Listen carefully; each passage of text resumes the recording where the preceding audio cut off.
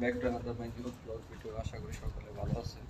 তো আজকে আমি আপনাদের এমন কিছু দেখাবো, আমি কয়েকটা গাছ লাগাইছি, সেখানে গাছের ভেতরে মেরামত করি আর কি, শখের বিষয়। আপনারা দেখতে থাকুন সম্পূর্ণ ভিডিও। তো ভিডিও সম্পূর্ণ দেখলেই আপনারা বুঝতে পারবেন, তাছাড়া কিন্তু বুঝতে পারবেন না। Dot my school video.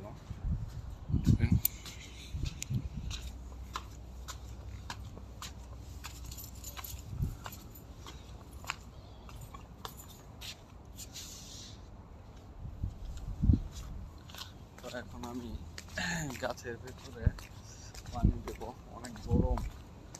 যদি গাছে পানি না দিই তাহলে গাছগুলো বাঁচানো খুব অসম্ভব হয়ে দাঁড়াবে। তো সেই জন্য গাছে পানি দিতে দেবো।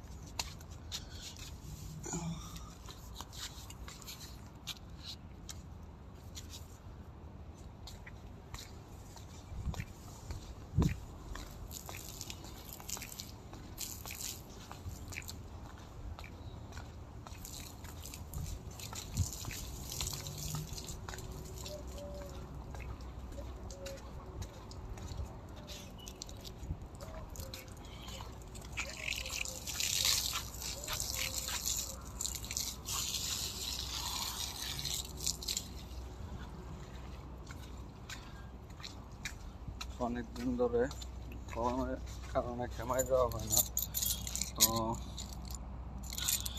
আজকে একটু খেমাটা খুলে দেখি কি অবস্থা খেমার।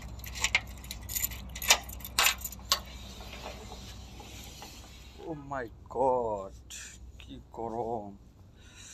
আপনারা তো জানেন যে গরমের সিজনে খেমায় কাজ করা অনেক কঠিন। এটা তো বুঝিনি, আর বোঝানোর কিছু নেই আপনাদের।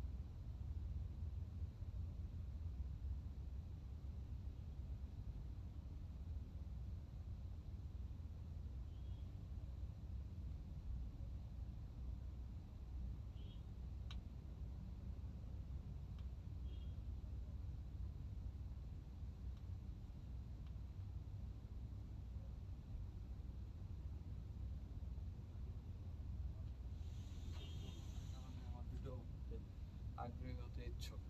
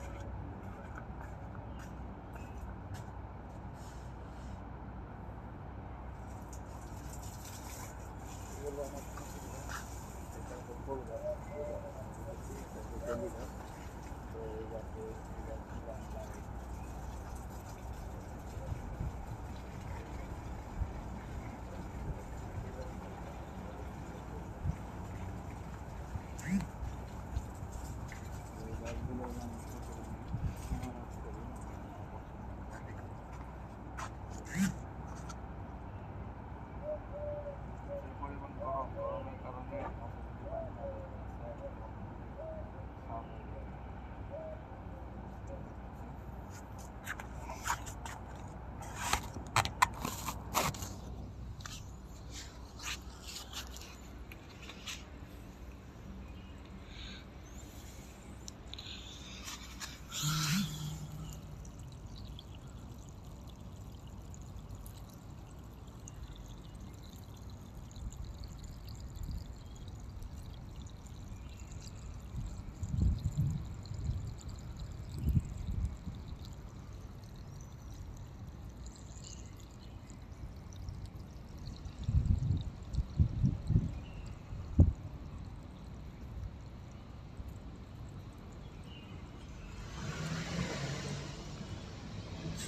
আপনাদের কাছে একটা প্রশ্ন, যে এই গরমের সিজনে যদি আমি ওয়াটারমেলন একটা গাছ লাগাই, সেই গাছটি হবে কি হবে না একটু জানাবেন কমেন্টে অবশ্যই।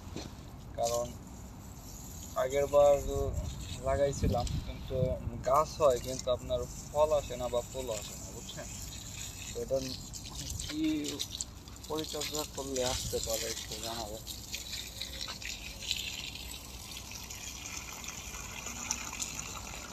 হুম।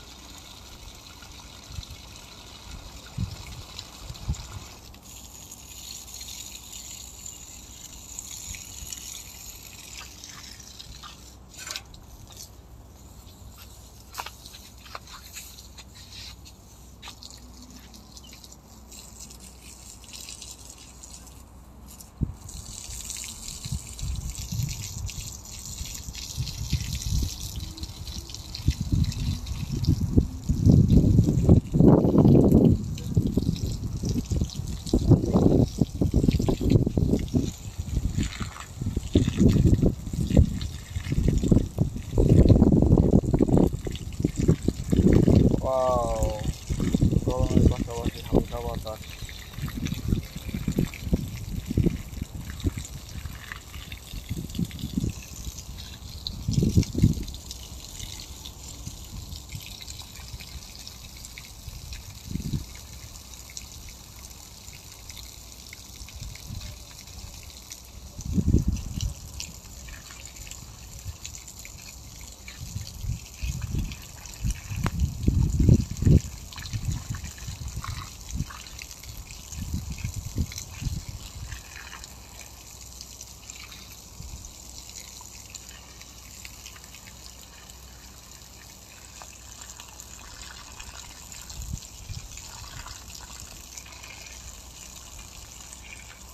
যদি কোনো লোক থাকেন আমার বাগান পরিচর্যা করবেন অবশ্যই জানাবেন, তাহলে আপনি এখানে কাজ করতে পারবেন।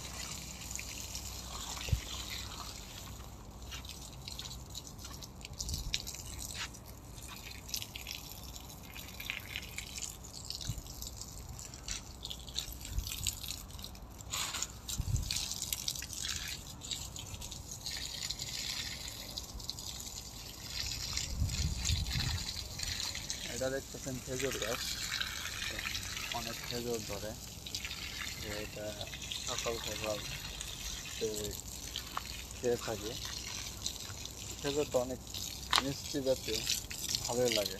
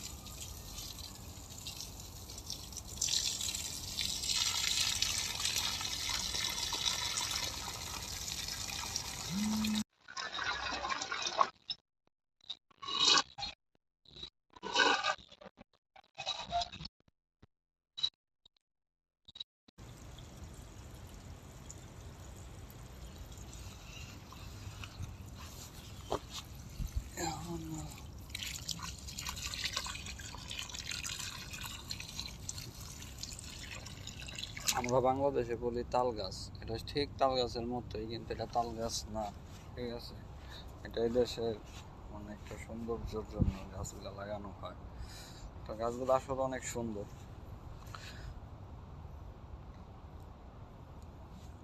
তারপরে আছে এখানে ফুল গাছ,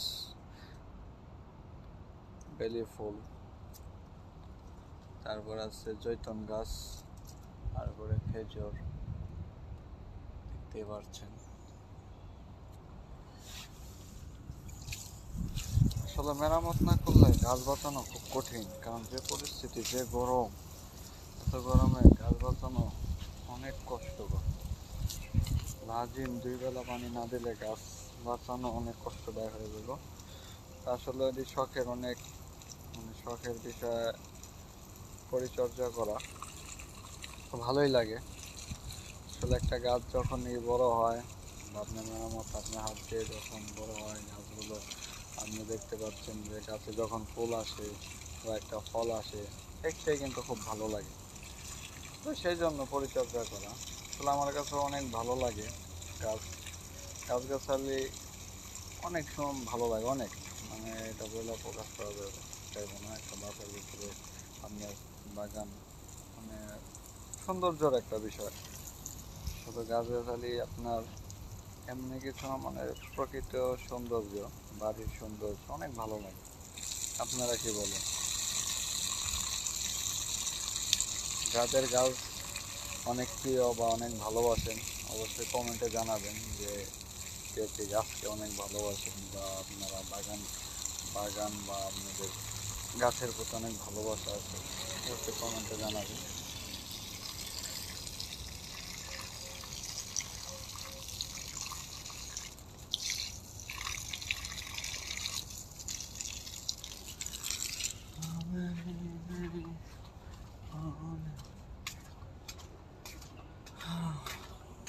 ও বাইরে অনেক আজকে ধুলা উঠতেছে, অনেক কি পরিমাণ ধুলা বলে বোঝানো যাবে না।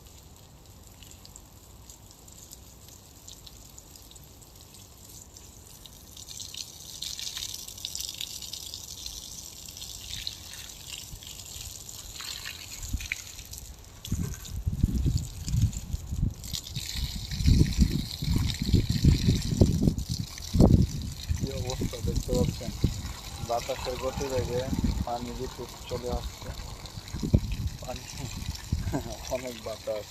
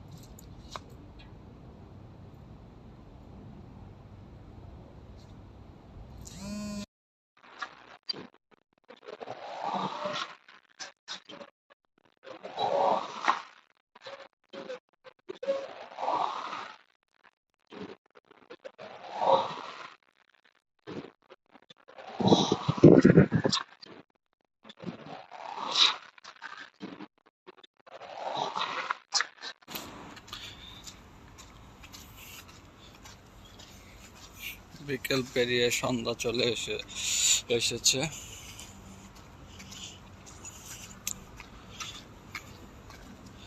তো একটু হাঁটাহাঁটি করতেছি। আসলে হাঁটলে নাকি শরীরে হার্ট ভালো থাকে, ডায়াবেটিস হওয়ার সম্ভাবনা কম থাকে, সেই জন্য হাঁটতেছি। হাঁটি না করলে ভালো লাগে না। বিকাল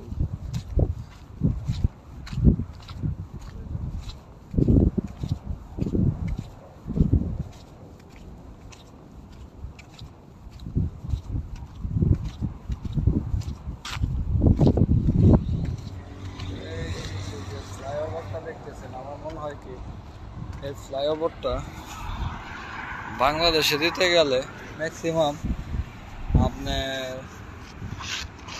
কত কোটি টাকা যে বাজেট করতো, মানে সরকারে দেখাতো, এটা হিসাব ছাড়া, কল্পনা ছাড়া, মানে আপনাদের বলে বোঝাতে পারুন না। তো কত কোটি টাকা আর কি আপনার সরকারে দেখাইতো।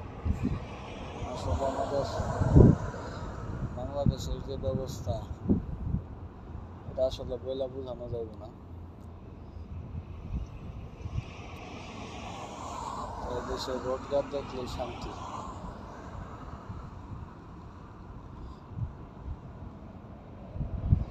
আসলে এই জন্য এই দেশ যে ডেভেলপ হবে না কেন, এই দেশের আইন ব্যবস্থা সব দিকটাই আপনার খুব সুন্দর। কি বলবো, রেসপন্সিবিলিটিটা যে জিনিসগুলা, এগুলো আর কি আপনার খুব খুব মানে তারা দায়িত্ব সহকারে পালন করে।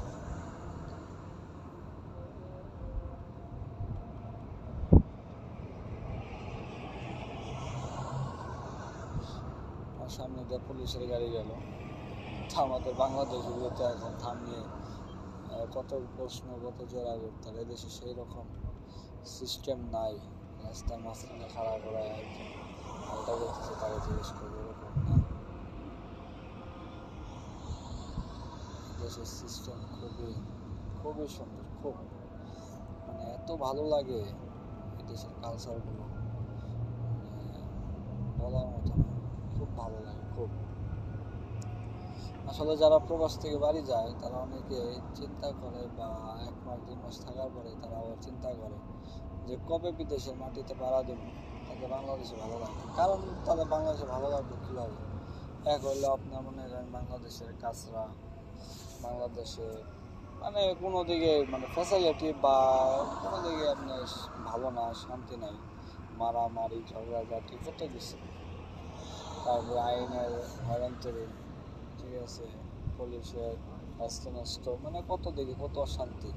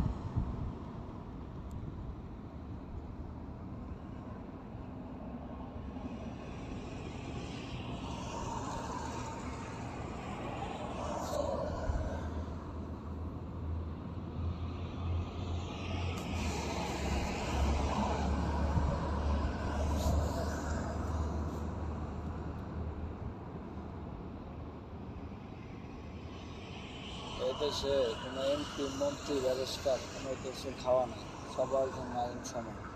আর আমাদের বাংলাদেশে আজকে যদি আপনি থানায় যায় কে অমুক আইনের বা অমুক ব্যারিস্টারের ভাইস্তা, অমুক অমুক এমপির ভাগ্না, ঠিক আছে, সেল উঠতে চা খেবার দেয়। আর এই দেশে কেউ কোনো ই নেই। সে এমপি হোক, তার 10টা গাড়ি থাক, তার 5টা বাড়ি থাক, কোনো কিছুর টাইম নেই। আইন সময়ের জন্য সমান। তুমি আসছো তোমার জন্য সমান, যে আসছে তার জন্য সমান। কেউ কারো মানে কোনো নাই, মানে আছে না যে আপনার মানে আমি এমপি মন্ত্রী ব্যারিস্টার এগুলোর টাইম নেই। আমার 10টা গাড়ি আছে, আমি ল্যান্ড ক্রুজার নিয়ে আইছি, আমি মার্সিডিজ নিয়ে আইছি, এগুলোর টাইম নেই। আর আমার বাংলাদেশে তো মনে করেন যে একটা প্রাইভেট কার প্রোবক্স নিয়ে গেলে হাই আর সার কথা হয় না। মনে করেন যে একটা এমপির পরিচয় দিলাম, এমপির বাইক নেই, স্যার বসেন চা দাও এই সেই বক্কর চক্কর। এই জন্য প্রশাসন আর কি মনে করেন যে এখন বর্তমানে এমপি মন্ত্রী সবার কাছে মানে হাত করা পড়ে আছে। তারাই মানে এমপি মন্ত্রীরাই আর কি মনে করেন যে দেশ চালাতেছে বর্তমানে যে পরিস্থিতি।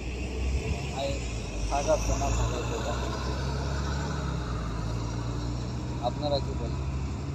আইন থাকার না থাকাই বেটার না? যে মানুষ জনগণের সহযোগিতা আসে না, তাহলে আইন থাইকে কি করে আর না থাকে কি করে? কারণ আপনার বর্তমানে যে পরিস্থিতি, অহরহ আপনার রাস্তাঘাটে চলতে গেলে কোনো নিরাপত্তা নাই।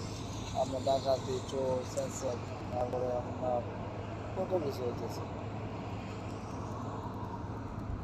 তো বলেন তাহলে আইন থাকার না থাকা ভালো না?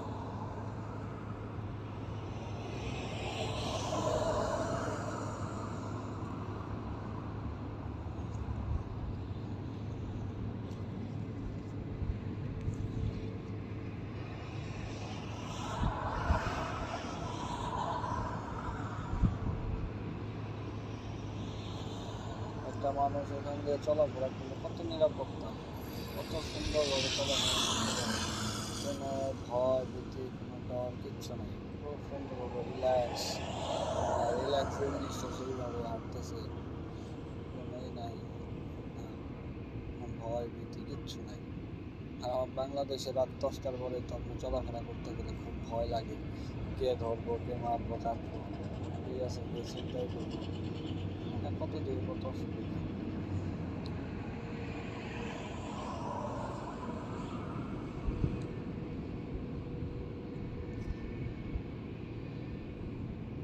মাঝে মাঝে আমাদের দেশের নাম কইতে গেলেও আমার খুব কষ্ট হয়, ঠিক আছে, কোনো একটা সুযোগ সুবিধা নেই। আজকে আমাদের অ্যাম্বাসিও কোনো কড়াকড়ি নেই। আজকে একটা ভিসা আনতে গেলে মনে করেন যে আপনি কত হয়রান্তরি হইতে হয়। বাংলাদেশ অ্যাম্বাসি কতটা মানে কি বলবো, মানে একটা ভিসার জন্য মনে করেন যে বাংলাদেশ অ্যাম্বাসি থেকে একটা ভিসা বের করা আর মনে করেন যে একটা স্বর্ণের খনি পাওয়া সমান কথা বর্তমানে যে পরিস্থিতি, যে যুগ, ঠিক আছে।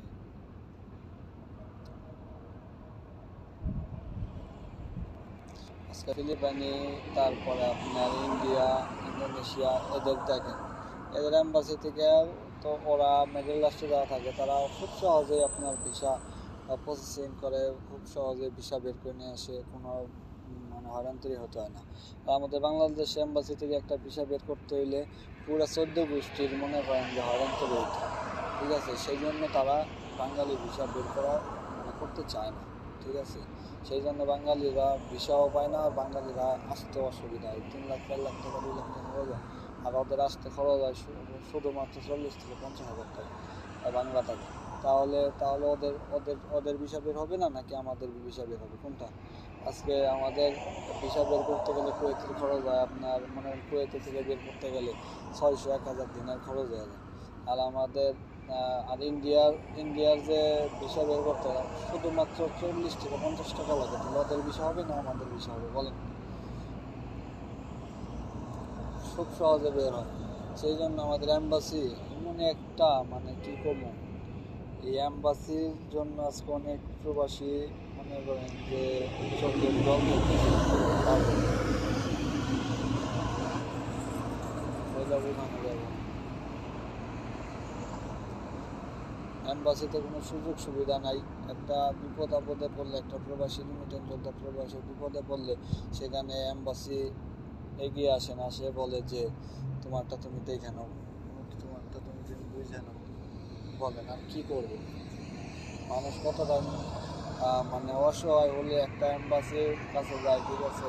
মানুষ কতটা অসহায় হলে সেখানে তার ফ্যামিলি নাই, কোনো সাপোর্ট নাই, সেখানে বাংলাদেশ অ্যাম্বাসি মানে তার একটা পরিবার, তার একটা সাপোর্ট, সেখানে সেটুকু যদি সে না পায় তাহলে অ্যাম্বাসি থাকে আর না থাকা সমান কথা। আমাদের কোনো ফায়দা হয় না, আমাদের কোনো সুযোগ সুবিধা হয় না, তা বইলা লাভ, ঠিক আছে। সেই জন্য আমি সরকারকে অনুরোধ করবো যে এই সমস্ত দিকে যেন একটু নজর দেয়।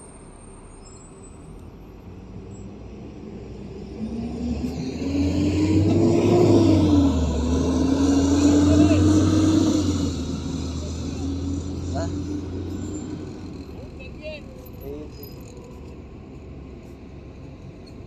अब 9 for easy है ना शादी कीजिए।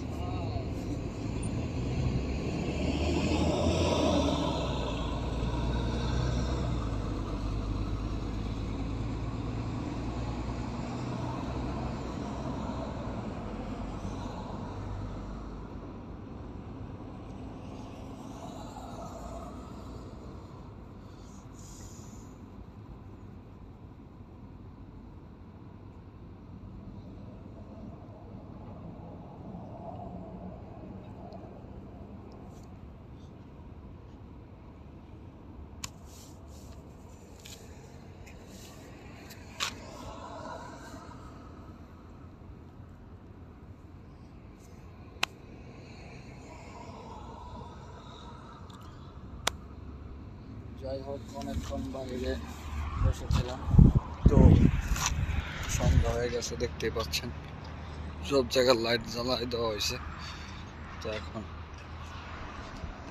রুমের দিকে রওনা দিই, আর কি করার।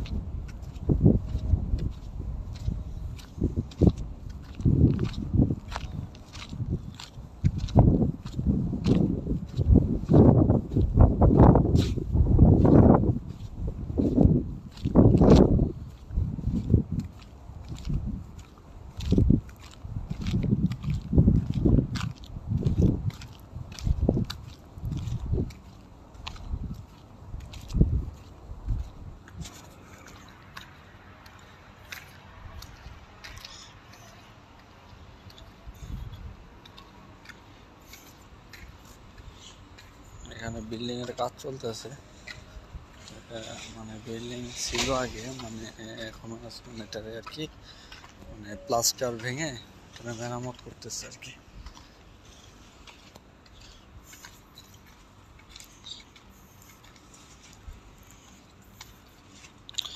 তো আমার পাশে যেটা সাইডে যেটা দেখতেছেন ওয়াল, তার সামনে হলো এটা ভেতরে আর কি আপনার পরিত্যক্ত স্কুল আর কি এই কুয়েতের।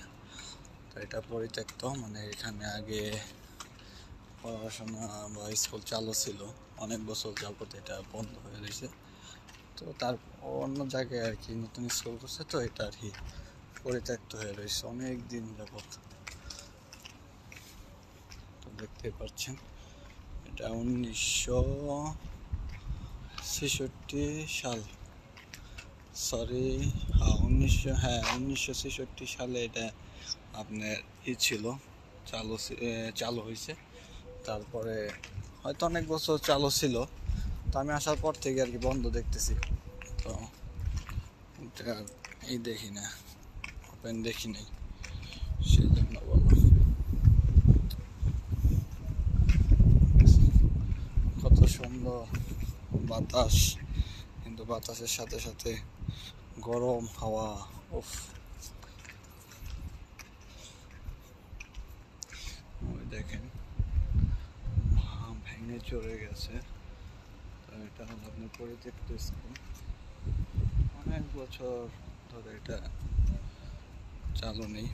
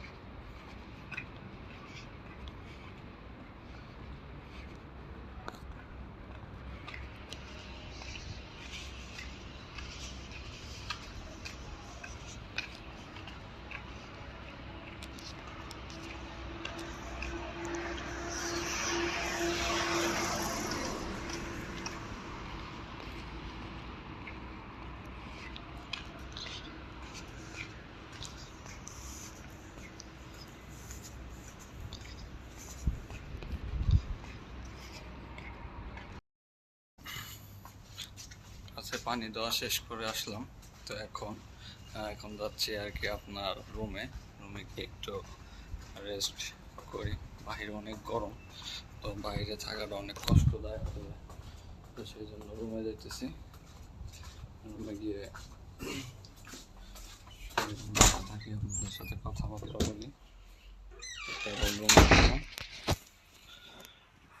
এসিটা ওপেন করি। অনেক গরম,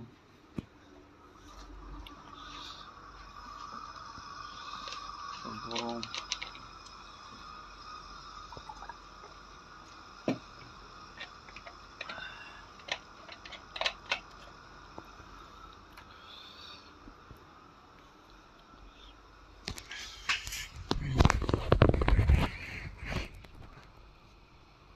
তো রুমে আসলাম, তো রুমে এসে বসলাম।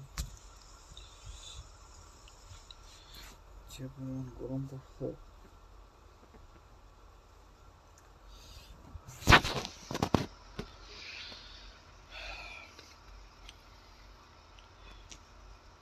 তো যারা আমার ভিডিওটা দেখতেছেন তারা অবশ্যই লাইক কমেন্ট করবেন, লাইক কমেন্ট শেয়ারের মাধ্যমে সাপোর্ট করবেন। তো অবশ্যই সাপোর্ট করলে সাপোর্ট পাবেন। তো আপনারা তো বুঝতেই পারছেন যে একজন মানুষকে আপনারা যদি সাপোর্ট না করেন তাহলে কখনোই সেখানে ওঠা অসম্ভব হয়ে দাঁড়ায়। তো আপনাদের সাপোর্ট আমার অনেক প্রয়োজন, কারণ আমি আপনাদের মাঝে নতুন ইউটিউবার। তো এখানে আপনাদের বলে রাখা ভালো, তো আপনারা যদি আমাকে সাপোর্ট করেন বা আপনারা যদি আমাকে সাবস্ক্রাইবের মাধ্যমে বা কমেন্টের মাধ্যমে বা আপনারা যদি আমাকে লাইক কমেন্ট শেয়ারের মাধ্যমে যদি আমাকে একটু উৎসাহিত করেন, তাহলে অবশ্যই আমি ভালো কিছু করার আগ্রহী হব। আর যদি আপনারা যদি লাইক কমেন্ট শেয়ার বা সাবস্ক্রাইব বা আমার আইডিতে আপনারা যদি মানে ভিডিও না দেখেন বা এখানে যদি আপনারা অ্যাক্টিভ না থাকেন, তাহলে কিন্তু আমার দ্বারা মানে এই কাজ আগ্রহ করে করা অসম্ভব হয়ে দাঁড়াবে। তো আসলে তো আপনারা বুঝতেই পারছেন যে আমি কি বলতে চাইতেছি। তো আসলে আমাকে আপনারা বেশি বেশি সাপোর্ট করবেন। আপনাদের যারা যারা আছেন ভাই ব্রাদার বা আপনাদের প্রতিবেশী তাদেরকে সবাইকে বলবেন সাবস্ক্রাইব করতে, ফলো ফলো দিয়ে রাখতে বা আপনার লাইক কমেন্ট শেয়ার করতে। অবশ্যই আপনাদের সাপোর্ট আমার অতিরিক্তই দরকার, মানে প্রয়োজন না বললেই নয়, কারণ আপনাদের সাপোর্ট ছাড়া কোনো ইউটিউবার আজ পর্যন্ত উঠতে পারেনি। বা যারা সেলিব্রিটি হয়েছে, যারা আপনার বড় বড় ইন্ডাস্ট্রিতে কাজ করছে, তারা প্রত্যেকজনই আপনাদের সাপোর্টে। আপনারা যদি সাপোর্ট না করেন, একটা ভিডিও দেখে যদি ইগনোর করে চলে যান, যদি মনে করেন যে স্কিপ, মনে করেন যে ডোন্ট স্কিপ করে চলে যান, তাহলে তো এটা মানে এখন আপনাদের উপর আমি ডিপেন্ড করে বলতেছি। তো আমি যতটা মনে করি আপনারা যদি আমাকে সাপোর্ট করেন, ইনশাল্লাহ আমি ভালো কিছু করার জন্য আগ্রহী হব। আর যদি আপনারা আমাকে সাপোর্ট না করেন, সেই জন্য সেই ক্ষেত্রে আমার মানে কিছু করাটা অনেক টাফ হয়ে যায়। তো আপনারা বুঝতেই পারছেন, তো অনেক টাফ, অনেক মানে আসলে ইউটিউব থেকে আপনারা যতটা ভাবেন যে একটা সফলতা হওয়া বা সফলতা অর্জন করা অনেক কঠিন। তো আসলে যারা মানে বড় বড় পর্যায়ে গেছে, যারা মনে করেন যে ছোট থেকে বড় পর্যায়ে ইউটিউবার হয়েছে, তারা এই সামান্য কিছু কিছু কিছু কিছু করে ভিডিও ছেড়ে তারপরে উপরে উঠছে। তো এখন আমি যেটা বলতে চাইতেছি যে আপনারা যদি আমাকে সাপোর্ট করেন, অবশ্যই আমি বড় কিছু করতে উৎসাহিত হব। আর যদি সেখানে যদি আপনারা সাপোর্ট না করেন বা আমার ভিডিওটা দেখে আপনারা স্কিপ করে চলে যান, তারপরে আপনারা যদি মনে করেন যে ভিডিও মানে দেখেন না বা কাউকে দেখা উৎসাহিত করেন না বা শেয়ার করেন না, লাইক করেন না, কমেন্ট করেন না, সেক্ষেত্রে কিন্তু এটা কিন্তু প্রত্যেকটা ইউটিউবারের মনের ভিতরে একটা ব্যথা বা যন্ত্রণা থাকে যে আলাই আমি এত সুন্দর করে ভিডিও ছাড়ি বা এত কিছু করি বা একটা ভিডিও আপনারা যদি সেক্ষেত্রে ভুল না ধরায় দেন বা কমেন্টের মাধ্যমে যদি না বলেন যে ভাইয়া এইভাবে না এইভাবে করেন, তো আমরা আরো ওইভাবেই করব, সমস্যা নেই। আপনারা যদি আমাকে সাহায্য করেন বা আপনারা যদি আমাকে এই ভিডিওর মাধ্যমে অনুপ্রেরিত করেন বা আমাকে যদি মানে কিভাবে ভিডিও বানাতে হবে সেই দিকে যদি আপনারা আমাকে সহযোগিতা করেন, আমি কিন্তু ইনশাল্লাহ আমি আপনাদের দোয়ায় অনেক দূরে যেতে পারবো। তো আমি আসলে বাংলাদেশে না, আমি এখন বর্তমানে আছি কুয়েত। তো কুয়েত প্রবাসী হিসাবে আছি, তো এখানে আর কি কাজ টাজ করি, বা পাশাপাশি আপনার আহ, এই ইউটিউব চালাই, ফেসবুক পেজ চালাই, মানে পাশাপাশি আপনাদের দোয়ায়। তো আসলে আপনারা অনেকে বলতে পারেন যে ইউটিউব কি আপনার প্রফেশনালি? না, আমার ইউটিউব প্রফেশনাল না। ইউটিউব আসলে আর কি মজার ক্ষেত্রে খুলেছি, বা ইউটিউব মজার ক্ষেত্রে চালাই, ইউজ করি, সেই ক্ষেত্রে আর কি বলতে পারেন। তো ইউটিউব আসলে আমার ইউটিউব ভালো লাগে, সেই জন্য আমি ইউটিউবে মনে করেন অ্যাক্টিভ থাকি, ফেসবুক পেজে অ্যাক্টিভ থাকি, আমার ভালো লাগে। তো যারা আমার ফেসবুক পেজে এখন তৈরি ফলো বা আমার সাথে কোনো আন্ডারস্ট্যান্ডিং নাই, তারা অবশ্যই আমাকে ওই ফেসবুক পেজে ফলো দিয়ে রাখবেন। সেই ফেসবুক পেজের নাম হচ্ছে রেসবি ব্লগিং। আপনি সার্চ দিলেই পেয়ে যাবেন রেসবি ব্লগিং, সেখানে দেখতে পারবেন, সেখানে আপনারা অবশ্যই ফলো করে আসবেন। আর আমার ইউটিউবে যারা নাকি দেখতেছেন, বা ইউটিউব চ্যানেলে যারা নতুন আসছেন, তারা অবশ্যই সাবস্ক্রাইব করবেন। প্লিজ আপনাদের কাছে একটাই অনুরোধ, যারা এই ভিডিওটা দেখতেছেন তারা অবশ্যই সাবস্ক্রাইব করবেন, আমার ফেসবুকে ফলো দিয়ে রাখবেন, লাইক কমেন্ট শেয়ার করবেন। তো আপনাদের দোয়া আমার উম, খুবই দরকার, আপনাদের সাপোর্টও দরকার। তো আশা করি বিষয়টা বুঝতে পারছেন। তো অ্যাকচুয়ালি এখন বর্তমানে বাংলাদেশের যে পরিস্থিতি আমরা দেখতেছি, যে বাংলাদেশে এখন বর্তমানে আপনার ঢাকা বিশ্ববিদ্যালয় নিয়ে কিছু কথা, প্রশ্ন ফাঁস নিয়ে বিষয়ে অনেক কথা, তারপরে আপনার এই টাকা পাচার, মানে অনেক এই দেখেন, আমরা কুয়েতে থাকি, কুয়েতের থেকে আপনার 70% মানুষ কিন্তু এই রেমিটেন্স যোদ্ধা, যেটা বলে প্রবাসী যারা আছে, তারা 70% মানুষই রেমিটেন্স যোদ্ধা। তারা মাথার ঘাম পায়ে ফেলে আপনাদের বাংলাদেশে টাকা পাঠায়। টাকা পাঠানোর কারণে কিন্তু অনেক সরকারি কর্মকর্তা বলেন, তারপরে আপনার ভোক্তা অধিদপ্তর বলেন, তারপর যত ধরনের সুযোগ সুবিধা আছে তারা ভোগ করতেছে এই রেমিটেন্স যোদ্ধাদের কাছ থেকে। কিভাবে? তারা যদি টাকা না দেয় ব্যাংকের মাধ্যমে, তাহলে কিন্তু বাংলাদেশ অচল। এটা কিন্তু আপনারা বুঝতে পারতেছেন।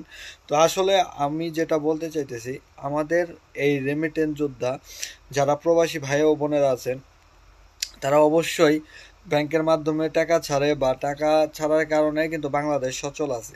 এখন বাংলাদেশে কি করে, আমরা টাকা পাঠাই কষ্ট করে, মাথার ঘাম পায়ে ফেলে, সেখানে কি করে তারা টাকা পাচার করে অন্য দেশে। আজকে বড় বড়, আজকে চোর না ধরে ধরে গরু চোর, খাসি চোর, মুরগি চোর, এগুলা পুলিশ ধরে এনে তারপরে তাদের শায়েস্তা করে। বড় বড় যারা আপনার বাংলাদেশে যারা আছে, বড় বড় মাপের চোর, কি বলা যায়, চোরের থেকে বড় চোর, তারা এমন পরিস্থিতি করে, যেমন ধরেন আপনার বাংলাদেশ ব্যাংকে আপনার চাকরি করে একজন পিয়নের চাকরি, সে তার ঢাকা শহরে বাড়ি আছে 3-4টা। তারপরে আপনার ধরেন ভূমি অধিদপ্তরে, সেখানে যদি সে মনে করেন যে সিকিউরিটি গার্ডের চাকরি করে, তার বাড়ি আছে 2-3টা, তার প্রাইভেট কারে চলাফেরা তার পোলাপানের, ঠিক আছে, তার ছেলে কানাডা পড়াশোনা করে। তাহলে আজকে এই যে আমরা যে প্রবাসী, আমাদের এত মায়া ত্যাগ করে, দেশের মায়া ত্যাগ করে, ফ্যামিলির মায়া ত্যাগ করে, সেখানে বছরের পর বছর পরে থেকে মাসের পর মাস আমরা টাকা পাঠিয়ে যাচ্ছি, সেই টাকা কি হচ্ছে? পাচার হচ্ছে। তাহলে সেগুলো কি সরকার দেখে না? সরকারের উচিত কি, সেখানে তার উচিত প্রত্যেকটা জায়গায় জাস্টিফাই করা। তার দল হোক আর যে দলই হোক, সে আওয়ামী লীগ করুক, বিএনপি করুক, জামাত শিবির করুক, দল মত নির্বিশেষে, আমার কথা হলো যে ব্যক্তি টাকা পাচার করে, সে যে দলেরই হোক, তাকে আইনের আওতায় এনে তাকে শাস্তি দেওয়া। এখন দেখেন, আপনার মা বোন কিন্তু আছে, যাদের মা বোন আছে সবারই মা বোন আছে, কেউ কিন্তু নিরাপদ নয়। কি কারণে নিরাপদ নয়? দেখেন, প্রত্যেকটা জায়গায় আপনার স্কুল কলেজে যেতে গেলে সেখানে ছেলেদের ইফটিজিং, তারপরে বাচ্চাদের হয়রানি, তারপরে আপনার কিছুদিন আগে দেখলাম নিউজ যে চট্টগ্রাম আর ঢাকা শহরে 49 জন বাচ্চা আপনার উধাও। সেগুলো কোথায় গেল? আজকে যদি বাংলাদেশের আইন মানে আপনার যদি ভালো থাকতো বা আইনের যদি আপনার ওপর আস্থা থাকতো, মানুষের আস্থা কিভাবে থাকবে আইনের উপর? আইনের উপর আস্থা থাকার তো কোনো আমি মানে দেখতেছি না। আজকে আইন যদি ভালো থাকতো, অবশ্যই অবশ্যই সেখানে আপনার কোনো একটা দুর্ঘটনা হওয়ার আগে মানুষ চিন্তা করতো। দেখেন আমরা মিডল লাস্টে থাকি, কুয়েতে। আপনি রাত 3টা নাই, 4টা নাই, 5টা নাই, আপনার পুরা কুয়েত আপনার ঘুরবেন, কেউ আপনাকে কোনো প্রশ্ন করবে না, কেউ আপনাকে জিজ্ঞাবেও না, কেউ আপনাকে বলবেও না, কেউ আপনাকে 10টা টাকা আপনার এখান থেকে নিবেও না। আপনার বাসার ভিতরে লাখ টাকার জিনিস থুয়ে দিবেন, তাও আপনার ওখান থেকে সরবেও না, ধরবেও না, কিচ্ছু হবে না। তাহলে আজকে যদি তারা পারে, আমরা কেন পারবো না? আমরা কি বাংলাদেশে কি, আমাদের কি আইন ব্যবস্থা নেই? বাংলাদেশে কি আইন ব্যবস্থা কি একেবারেই নেই? নাকি পুলিশও আপনার আপনার জনগণের মতো হয়ে গেছে? নাকি পুলিশ বলছে কারে জনগণের আস্থা, সেখানে জনগণের আস্থা না হয়ে সেখানে সে দল দল নিয়ে পড়ে আছে পুলিশ, কি কারণে? তো আজকে আমি যেটা বলতে চাইতেছি যে আমাদের একটাই আস্থা, সেখানে হচ্ছে আমাদের আইনের ব্যবস্থা। সেখানে আইন ব্যবস্থা যদি না থাকে, আমাদের বাংলাদেশে কোনোদিনও সেখানে আপনার ডেভেলপ হবে না। ডেভেলপ হতে হলে অবশ্যই আইনের প্রতি আস্থা আমাদের যেমন আছে, সেখানে আইনকেও আমাদের আস্থা রাখার যোগ্য করে নিতে হবে। সেটা কিন্তু তারা করে না। তারা কি করে? তারা মনে করেন যে কে আওয়ামী লীগ করে, কে বিএনপি করে, কে জামাত শিবির করে, তাদেরকে ধরা পাকড়া করে, ঠিক আছে? আপনার আওয়ামী লীগে ওখান থেকে এক নেতা ফোন দিয়ে বলছে যে অমুক ভাইকে ছেড়ে দাও, এই সেই, মানে এরকম, মানে তারা এই নিয়ে পড়ে আছে। কিন্তু দেশে যে কি হচ্ছে বা প্রত্যেকটা ইতে আপনার আইন, মানে এগুলো তাদের কোনো নেই, ভাবনাই নেই। আপনার দেখেন কোঠার যে জিনিসগুলা, আজকে ঢাকা বিশ্ববিদ্যালয়, রাজশাহী বিশ্ববিদ্যালয়, বড় বড় বড় বড় যে কোনো জায়গায় আপনার বিশ্ববিদ্যালয় থেকে যত ছাত্রী, মেধাবী ছাত্রছাত্রীরা নেমে এসেছে, এটা আসলে আমাদেরও উচিত যাওয়া। কারণ মুক্তিযোদ্ধাদের কোঠা করছে 30%, তাহলে আমরা প্রবাসী রিমিটেন্স যোদ্ধা। তা আমাদের জন্য যদি এই কোঠা যদি আপনার মুক্তিযোদ্ধাদের জন্য যদি 30% থাকে, তাহলে প্রবাসীদের জন্য অবশ্যই আপনার 50% থাকবে। কি জন্য বললাম 50%? সেটারও একটা ব্যাখ্যা আছে। সেটা হচ্ছে আপনার দেখেন, আপনার মুক্তিযোদ্ধার জন্য 30% আর প্রবাসী রিমিটেন্স, মুক্তিযোদ্ধা আপনার 30,000-এর 30% দিছে, তাহলে 1,20,00,000 মানুষ আপনার রিমিটেন্স যোদ্ধা আছে। তাহলে সেখানে 1,20,00,000 রিমিটেন্স যোদ্ধা থাকলে তার জন্য 50% বরাদ্দ হবে না কেন? কোঠা বাতিল, আমি মনে করি যে কোঠা বাতিল করাটাই ভালো। যার যার মেধা শক্তি দিয়ে তারা চাকরি করুক। কারো বাপের যোগ্যতায় সে চাকরি করবে, সেটা কিন্তু এটা মেনে নেওয়া অনেক কষ্টকর। অনেক অনেক ছাত্রছাত্রী বা অনেক মেধাবী ছাত্রগুলো বা ছাত্রীগুলো, তারা অনেকেই অঝরে চোখের পানি ফেলে যাচ্ছে কিন্তু চাকরি পাচ্ছে না। আজকে সেই জন্য দায়ী কে বলেন? লাখ লাখ টাকা খরচ করে বাবা মা কষ্ট করে পড়াচ্ছে, কিন্তু মেধা অনুযায়ী সে চাকরি পাচ্ছে না। আজকে একটা চাকরি নিতে গেলে ঘুষ লাগে, তার মেধা অনুযায়ী কোনো ডেভেলপই হচ্ছে না। কি কারণে? আজকে এটা দায়ী নেবে কে? আজকে এটার জন্য দায়ী একমাত্র সরকার। আজকে আপনার বাপে মুক্তিযুদ্ধ দেখে আপনি চাকরি পাবেন, আপনার বাপে অফিসার দেখে আপনি চাকরি পাবেন। আর যারা মেধা দিয়ে পড়াশোনা করছে, তারা কি রিক্সা চালাবে, ভ্যান চালাবে? আজকে আইন কি করছে, প্রশাসন কি করছে? প্রশাসন আরো আপনার সরকারের পক্ষে গেছে। তাহলে আজকে জনগণের পাশে তাদের দাঁড়ানোর কথা, সেখানে জনগণের পাশে না দাঁড়িয়ে সে আপনার সরকারের পক্ষ হয়ে দাঁড়ায়। তাহলে সে আজকে আইন ব্যবস্থা কোথায় গেছে বলেন? প্রত্যেকটা জায়গায় আমি বলবো যে আজকে বাংলাদেশের প্রত্যেকটা জায়গায় সেখানে আপনার আইনি ব্যবস্থা খুবই খুবই খুবই খারাপ। আপনার আইনি ব্যবস্থা খুবই খারাপ। আপনি বলবেন যে বাংলাদেশ আপনার বাংলাদেশ কি বলে, বাংলাদেশ আপনার এই আছে সেই আছে। দেখেন আজকে ইন্ডিয়ার ভেতর দিয়ে, আজকে কিছুদিন আগে ইন্ডিয়ার ভেতর দিয়ে আপনার রেলপথ করার একটা পরিকল্পনা চলতেছে বাংলাদেশের ভেতর দিয়ে।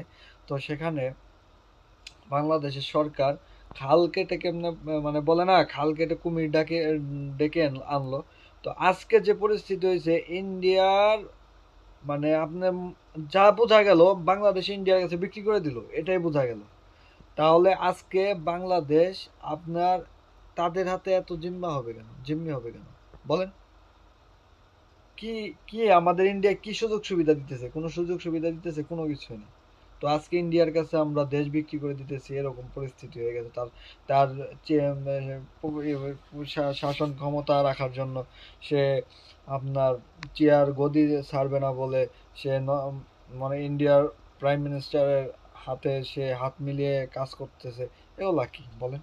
আপনারা যদি জনগণ আপনারা যদি প্রতিবাদ না করেন তাহলে এ দেশ এগিয়ে নেওয়া খুব কষ্ট হয়ে যাবে। শুধু আপনাদের একটাই অনুরোধ যে আপনারা শক্ত হাতে আপনারা নেমে আসুন। তো আপনারা দেশকে বাঁচান। কারণ দেশ জালিমের হাতে চলে গেছে। দেশকে আপনারা যদি রক্ষা করতে না পারেন তাহলে দেশ আরো অধঃপতনে চলে যাবে। আমি এটুকু বলতে চাই আপনাদের। তো আপনারা দেখতেছেন কিছু, আপনাদের দেখেন আবার আপনার আরেকটা কথা না বললেই নয়। আজকে একটা মেয়ের গায়ে টাচ করলে সেখানে আপনার অনেক বিচার হয় বা অনেক অনেক কথা শুনতে হয় মানুষের কাছ থেকে, মানে অনেক হয়রান্তরি হতে হয় আইনি ব্যবস্থা থেকে। তো ধর্ষণের মামলা হয়, এগুলা নিয়ে অনেক কি হয়, বিচার হয়। আজকে নারীদের নির্যাতন করলে সেটার বিচার হয়। পুরুষ নির্যাতনের বিচার কি কখনো করেছে কেউ? দেখেন আজকে প্রত্যেকটা, এই যে কিছুদিন আগে দেখলাম জুনিয়র সাকিব নামে একটা ছেলে, টিকটকার, ইউটিউবার, ঠিক আছে, কন্টেন্ট ভিডিও বানাতো, তার আপনার ঘুমন্ত অবস্থায় পুরো সঙ্গ কেটে ফেলেছে। তো এটার কি বিচার নেই?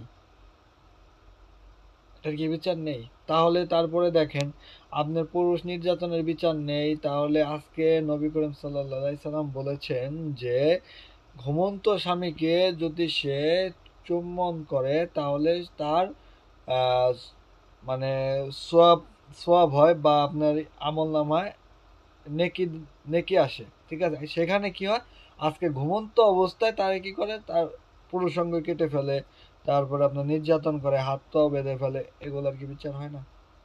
তারা মেয়ে বলে কি সবসময় ছাড় পেয়ে যাবে বলেন?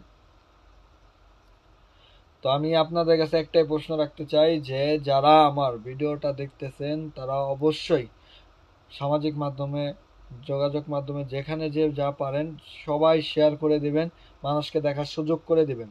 কারণ আমি এখানে কোনো একটা রং কথা বলি নাই বা আমি কোনো একটা খারাপ কোনো কথা বলি নাই, যে আপনাদের পাশে থাকার জন্য একটা কথা বলেছি যে আপনারা যদি বাংলাদেশকে যদি রক্ষা করতে চান অবশ্যই এগিয়ে আসতে হবে।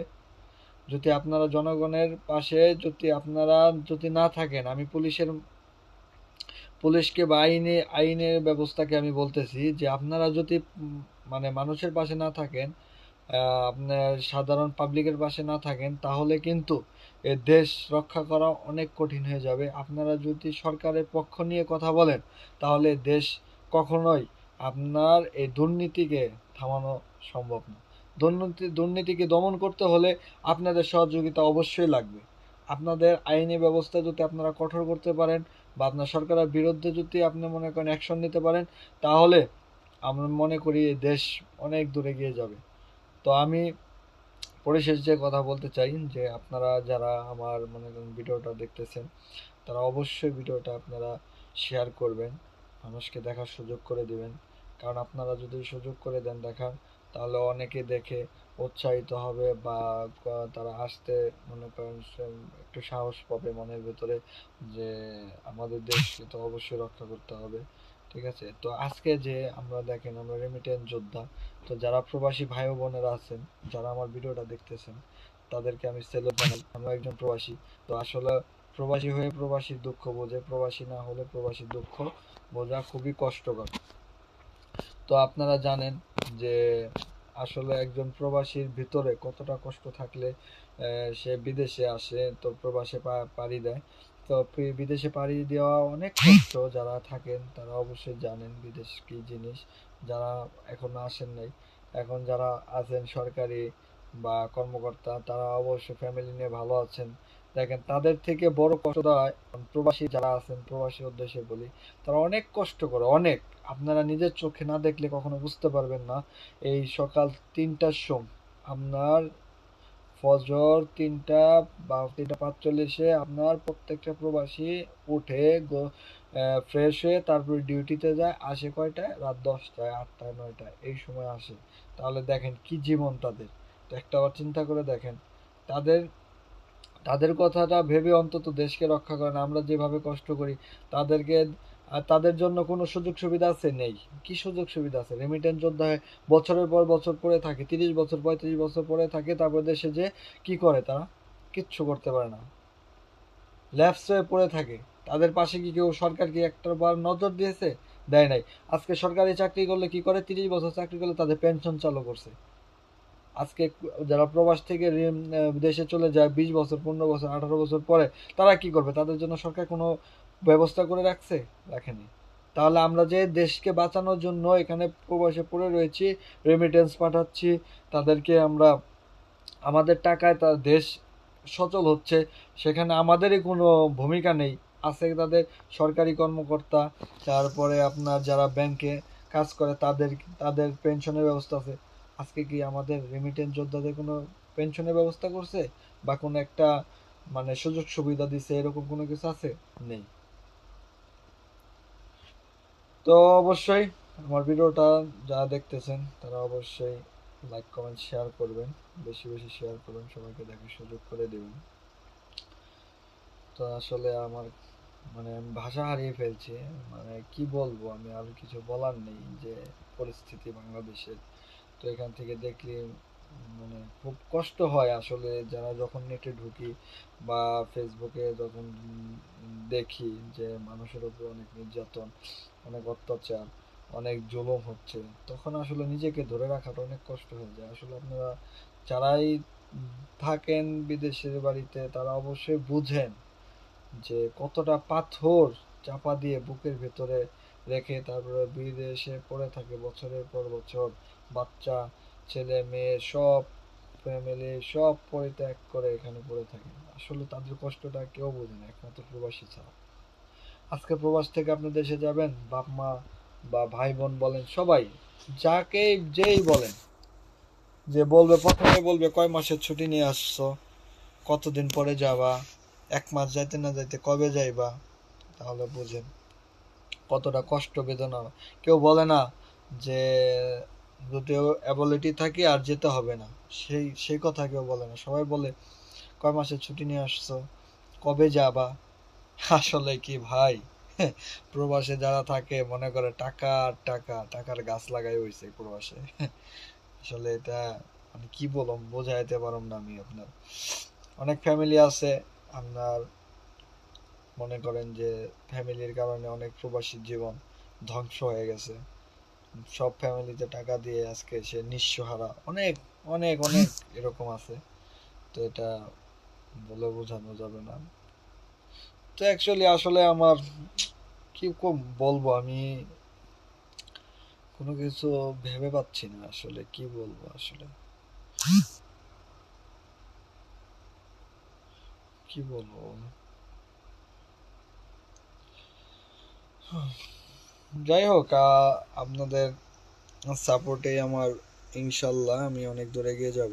তো আপনারা অবশ্যই ভিডিওটা আমার মানুষকে দেখার সুযোগ করে দিবেন। যদি আপনারা যদি এগুলো সুযোগ করে না দেন তাহলে বুঝতে পারবে না।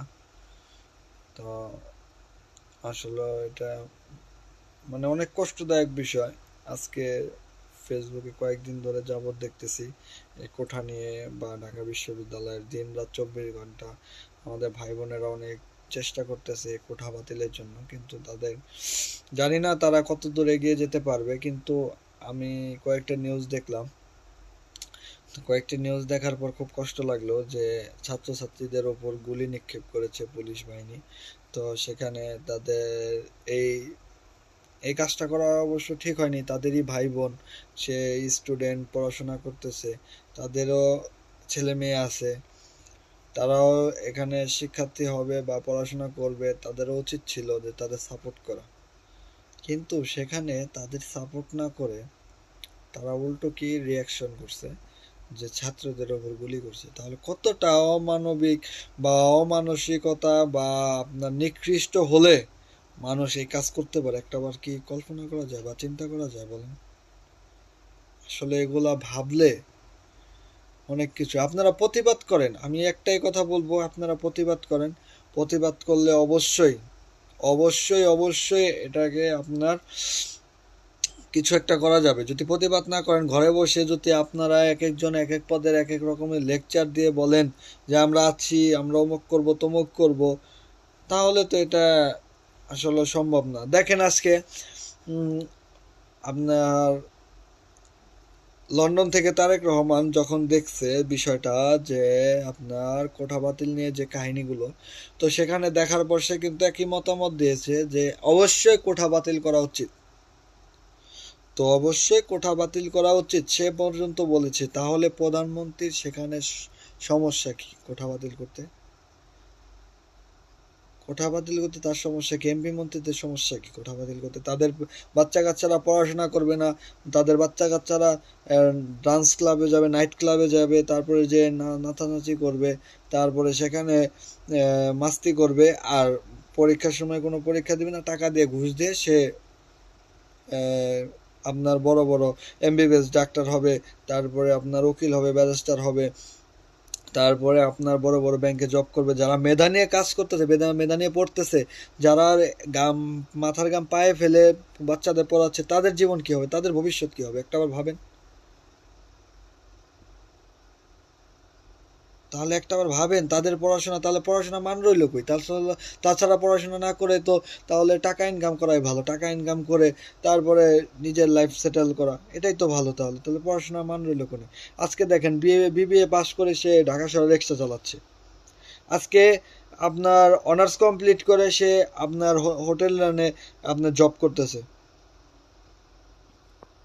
এগুলা কি বাংলাদেশের জন্য কি আপনার কি মানে প্রশংসনীয়, নাকি আপনার এটা দুর্নাম বলেন? আজকে যার যার যেটুক মেধা আছে সেটুক মেধা অনুযায়ী সে যদি চাকরি পায়, তাহলে আজকে বাংলাদেশ অনেক দূরে গিয়ে যাবে। আমি এটুকু আপনাকে মানে সবাইকে আমি উদ্দেশ্য করে বলতে চাই যে আজকে যদি আপনার যতটুক মেধা আছে ততটুক অনুযায়ী যদি আপনি কাজ করেন, বা আপনি অতটুক অনুযায়ী যদি পড়াশোনা করে রেজাল্ট অনুযায়ী যদি আপনি চাকরি অ্যাপ্লাই করেন, আপনি অবশ্যই অবশ্যই আপনার চাকরি আপনি ওই পরিমাণ পাবেন। আপনার প্রত্যেকটা ছেলে মেয়ে আপনার বেকার থেকে আপনার বেকারত্ব দূর হয়ে যাবে ইনশাল্লাহ, আমি বলতে পারি। আজকে মেধা নাই দেখে আজকে অনেক ছেলে মেয়ে আপনার পয়সার পিছনে ছুটতে ছুটতে নেশার জগতে চলে গেছে। কতজনে আপনার ছিনতাইকারী, চোর, ছেঁচড়, ডাকাত, তারপরে মানে অহরহ বেড়ে যাচ্ছে। এই কারণে আজকে পড়াশোনার মান কত দূর মানে কতটুকু নষ্ট হয়ে গেছে একটা আবার কল্পনা করা যায়? এগুলো আসলে সরকারের চোখ দেওয়া উচিত, সরকারের দেখা উচিত। সরকারের অবশ্যই অবশ্যই এটা বোঝা উচিত যে সরকারের হাতে এখন তুই মানে তাদের চোখে হলো কাঠের চশমা পড়ে আছে, এখন তুই দেখতেছে না, বুঝতেছে না। তাদের হলো দরকার ক্ষমতা, কিন্তু আসলে তারা ছেলে মেয়েদের বা বাংলাদেশের ভবিষ্যতের চিন্তা একটা বারও করে না। তারা যদি একটাবার ভবিষ্যতে চিন্তা করতো বা ছেলে মেয়েদের পড়াশোনা এগিয়ে যাবে সেই চিন্তাটা করতো, তাহলে অবশ্যই অবশ্যই সরকার আপনার কাঠের চশমা পরে থাকতো না। তাহলে অবশ্যই অবশ্যই তা সব কিছু জাস্টিফাই করতো। কি বলবো ভাই, আসলে আমি এখন আমার মানে লজ্জা হচ্ছে যে আমি বাংলাদেশে জন্মগ্রহণ করছি। সেজন্য আমার লজ্জা হওয়া উচিত যে আজকে আমার দেশের টাকা আপনার লন্ডন, এক একজন লন্ডনে বেগম পাড়া বানায় ফেলায়, আমেরিকা বাড়ি কিনে, কানাডা বাড়ি কিনে, একজন এমপি মন্ত্রী মেয়েরা কানাডা পড়াশোনা করে। ঠিক আছে, এত টাকা পায় কোথায় তারা? সরকারি একটা চার্জ থাকে, একটা সরকারি বেতন থাকে। আজকে ঢাকা বিশ্ববিদ্যালয় বিসিএস এর যে পরীক্ষা হয়, সেখানে বিসিএস এর যে গাড়ি চালক, সে তারও বাড়ি 3-4টা, এবং সে চেয়ারম্যান ইলেকশন করতে চায়, তার গাড়ি আছে, তার ছেলে একজন বড় নেতার মতো চলে। তাহলে আজকে এত টাকা কোথায় পেল সে? সে আবার বলে আল্লাহ রাস্তায় দান করছি। সে ঘুষের টাকা নেয়, সে আবার বলে আল্লাহ রাস্তায় দান করছি। এটা কি তাকে আল্লাহ কি বলছে তুমি ঘুষের টাকা নিয়ে আল্লাহ রাস্তায় দান করো? বলেন। আসলে আমাদের মানে আইনি ব্যবস্থা নেই, তারপরে আপনার কি বলবো মানে আইনি ব্যবস্থা যদি থাকতো আমাদের দেশে, তাহলে অবশ্যই আপনার দেশকে অনেক দূর এগিয়ে নিয়ে যেত। আসলে আইনি ব্যবস্থাটা সেরকম নেই, কষ্ট হয় আমার অনেক। যাই হোক, আপনারা অবশ্যই দেশকে রক্ষা করবেন। দেশের প্রতি ভালোবাসা থাকলে, যারা আমাদের ভালোবাসা দিয়ে দেশকে জয় করে দিয়েছে তাদের প্রতি শ্রদ্ধা জানাচ্ছি। যে যত মুক্তিযোদ্ধা আছেন তাদের প্রতি ভালোবাসা, আন্তরিকতা, শুভেচ্ছা জানাচ্ছি। তারা অবশ্যই আমার দেশকে অনেক মানে মা বোনের ইজ্জত দিয়ে দেশকে রক্ষা করেছে। তাদের প্রতি শ্রদ্ধা, তাদের প্রতি ভালোবাসা রেখে দেশকে যত দূর এগিয়ে নেওয়া যায় আপনাদের মানে পাশে থাকা উচিত। আপনারা কখনোই বসে থাকবেন না। আপনারা দেশকে বাঁচানোর জন্য অবশ্যই এই জালিম সরকার এবং এই সরকারের বিরুদ্ধে কঠোর ব্যবস্থা না নিলে এই দেশ, আপনার মনে করেন যে এই দেশ আর দেশ থাকবে না। এই দেশকে বাঁচানো অনেক কষ্ট হয়ে যাবে। তো আমি মনে করি আপনারা যারা এই দেশকে ভালোবাসেন তারা অবশ্যই দেশের স্বার্থে, জনগণের স্বার্থে পাশে থাকবেন। এবং আপনারা সবাই মানুষের জন্য কথা আছে।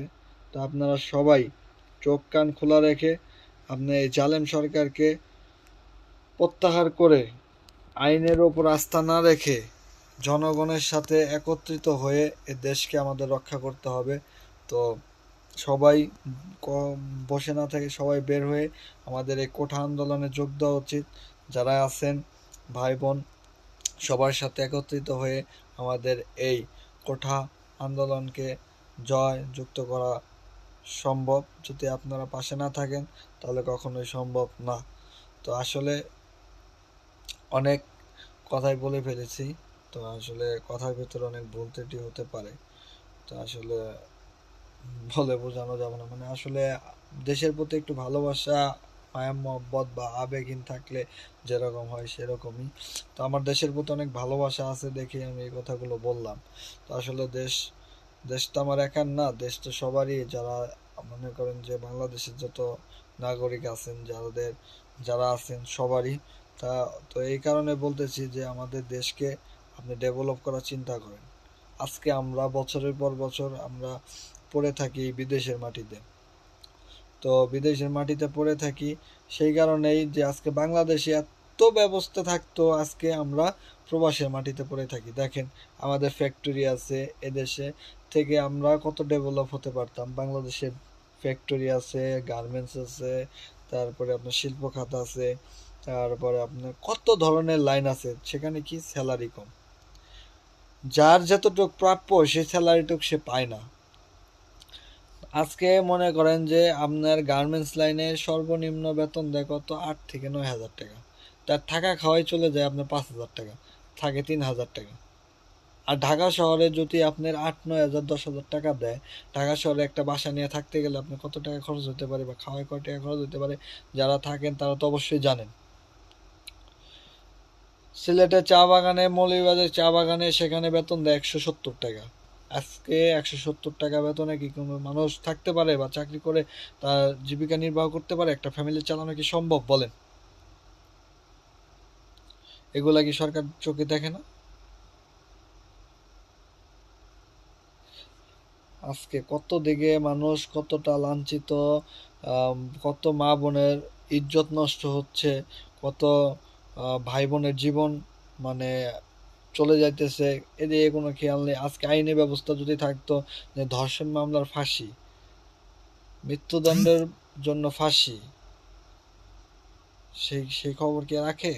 সেটা রাখে না, সেটার কোনো আইনি ব্যবস্থা নেই। তো যাই হোক, আশা করি সকলে আমার কথাগুলো বুঝতে পারছেন। যারা নাকি ভিডিওটা শেষ পর্যন্ত দেখতেছেন বা বুঝতেছেন বা শুনতেছেন, সবাই অবশ্যই লাইক কমেন্ট শেয়ার করবেন। যারা এখনো আমার ভিডিও সাবস্ক্রাইব করেননি তারা অবশ্যই সাবস্ক্রাইব করে নেবেন। তারপর যারা আপনার এখন তৈরি মনে করেন যে ভিডিওটা দেখার পরে কেউ ডোন্ট স্কিপ মাই ভিডিও, আশা করি সকলে আমার ভিডিওটা দেখে অবশ্যই লাইক কমেন্ট শেয়ার সবাইকে দেখার সুযোগ করে দেবেন। আজকে এই পর্যন্তই। আশা করি সকলে বুঝতে পারছেন বা সবাই ভালো থাকবেন, নিজের প্রতি যত্ন নেবেন। ওকে, খোদা হাফেজ, আসসালামু আলাইকুম।